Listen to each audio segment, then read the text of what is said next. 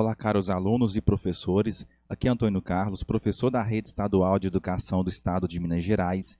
E nesse vídeo eu vou comentar os conteúdos apresentados no volume 4 do Plano de Estudo Tutorado para a segunda semana do sexto ano do ensino fundamental.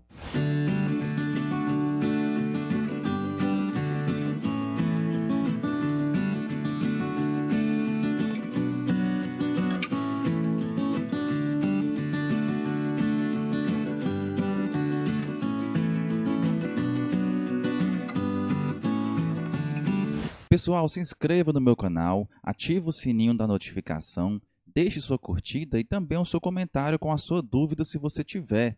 Isso ajuda muito no crescimento do canal e também me dá motivação para continuar produzindo conteúdos como esse para vocês. E vou pedir também para você compartilhar esse vídeo para seus colegas para que possamos levar essas informações ao máximo de estudantes em Minas Gerais e assim eles conseguirão entregar as atividades para seus professores e garantirão a aprovação. Para essa segunda semana, a unidade temática a ser estudada, conexões e escalas. O objeto de conhecimento, relações entre os componentes físicos naturais. A habilidade que você vai conseguir concretizar com esta aula será descrever os movimentos do planeta, rotação e translação, e sua relação com a circulação geral da atmosfera, o tempo atmosférico e os padrões climáticos. Os conteúdos relacionados a esta aula são movimentos da Terra, movimentos de rotação, movimento de translação, solstícios e equinócios. E só lembrando que nós temos aí habilidades e conteúdos interdisciplinares, com componente curricular de ciências, onde vocês serão capazes de inferir que as mudanças na sombra de uma vara, gnomo, ao longo do dia em diferentes períodos do ano, são uma evidência dos movimentos relativos entre a Terra e o Sol, que podem ser explicados por meio dos movimentos de rotação e translação da Terra e da inclinação do seu eixo de rotação em relação ao plano de sua órbita em torno do Sol. Nesse sentido, o tema da nossa aula de hoje será os movimentos da Terra, rotação e translação. E nesta semana você vai estudar os movimentos de rotação e translação da Terra e quais são os impactos desses movimentos para a dinâmica do nosso planeta e também no nosso dia a dia. Nesse sentido, antes de mais nada, vamos a alguns conceitos relacionados ao tema A Terra não para. Bem, os seres humanos habitam o planeta Terra, que é um dos inúmeros planetas e astros do universo. A Terra, mais especificamente na sua superfície, ela é a nossa morada, como também a fonte de várias matérias-primas e alimentos para os demais seres vivos. E como característica, a Terra possui vários movimentos, sendo os principais o movimento de rotação e translação, capazes de manter a vida na superfície terrestre. E também ajustam as propriedades químicas, físicas e biológicas. Então, vamos conhecer um pouco mais sobre o movimento de rotação. Bem, a sucessão dos dias e das noites em nosso planeta, ela ocorre em função de um movimento muito conhecido que a Terra realiza, que é o movimento de rotação. Esse movimento corresponde ao giro que a Terra faz em torno dela mesma, através do seu eixo imaginário, que possui uma certa inclinação de 23 graus e atravessa de polo a polo, passando pelo centro da Terra. A rotação ela ocorre de oeste para leste e leva aproximadamente um dia, que corresponde a 24 horas, para dar a volta completa em torno desse eixo imaginário. Em decorrência desse movimento, nós vamos ter então a distribuição desigual dos raios solares sobre a superfície terrestre, de forma que gradativamente, à medida que a Terra gira, a incidência dos raios solares vai mudando de faixa e de local de incidência. E como consequência, nós vamos ter então uma parte iluminada, que será o dia, cerca de 12 horas de duração, e a parte escura, que chamamos de noite, que também terá 12 horas de duração.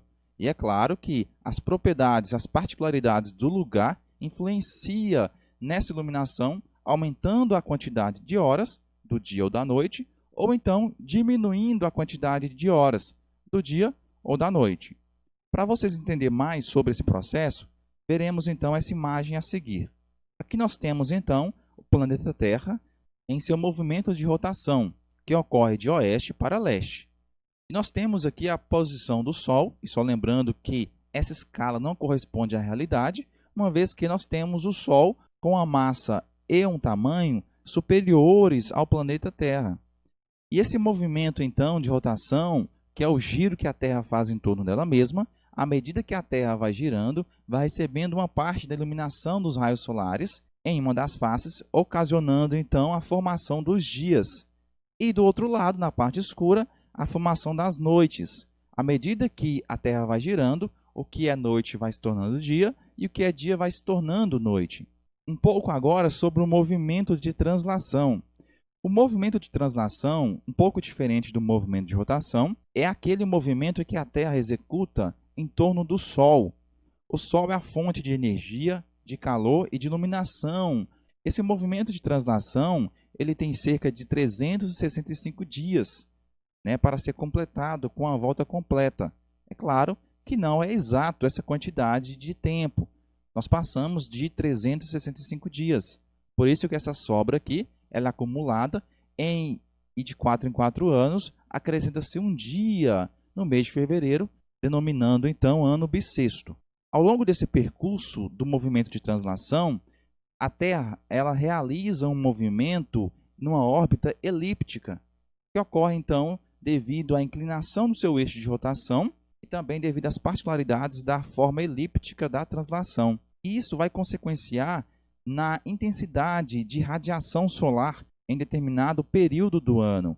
E essa diferença de radiação, com maior incidência de calor ou menos, nós vamos ter as estações do ano: a primavera, verão, o outono e o inverno. Como se observa nessa imagem a seguir. Nós temos aqui o movimento de translação, esse movimento que a Terra executa em torno do Sol, sendo que em 4 partes mais específicas do ano, nós vamos ter então a incidência de calor de forma heterogênea, diferente na superfície terrestre, onde em 21 de março nós teremos então a distribuição igualitária dos raios solares, sendo que essa radiação de forma igualitária no hemisfério norte e no hemisfério sul, e com isso nós vamos ter uma estação que é a estação da primavera no hemisfério norte e o outono no hemisfério sul.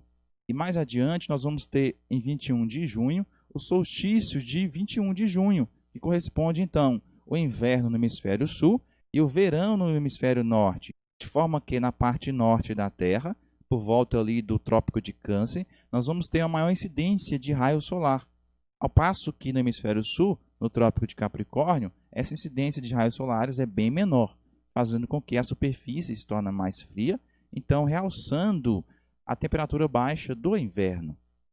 Mais adiante, nós vamos ter em 23 de setembro o equinócio, que vai também, assim como no equinócio de 21 de março, receber de forma igualitária os raios solares, tanto no hemisfério norte quanto no hemisfério sul.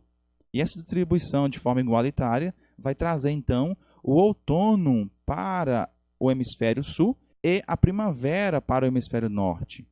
E, por fim, em 21 de dezembro, nós vamos ter, então, o solstício de verão no hemisfério sul, com a maior incidência de raios solares, do Trópico de Capricórnio, e o inverno no hemisfério norte, ao contrário do que acontece em 21 de junho, onde nós tínhamos a maior incidência de raios solares no hemisfério norte, agora a maior incidência de calor é no hemisfério sul. Em detalhamento, nós vamos ter os conceitos de solstícios e equinócios.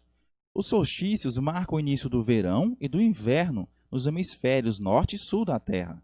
Eles acontecem 2 dias do ano, nos quais os raios solares incidem com intensidades diferentes nesses hemisférios, com incidência máxima em um e incidência mínima no outro. Nos dias de solstícios, os dias e as noites do planeta têm a duração diferente, onde nós vamos ter o verão com a maior incidência de calor, de temperaturas altas e também o dia maior que a noite, e no inverno acontece ao contrário. Nós vamos ter a noite maior do que o dia, com menor incidência de calor. O equinócio, diferentemente do solstício, marca o início da primavera e do outono, tanto no hemisfério norte quanto no sul da Terra.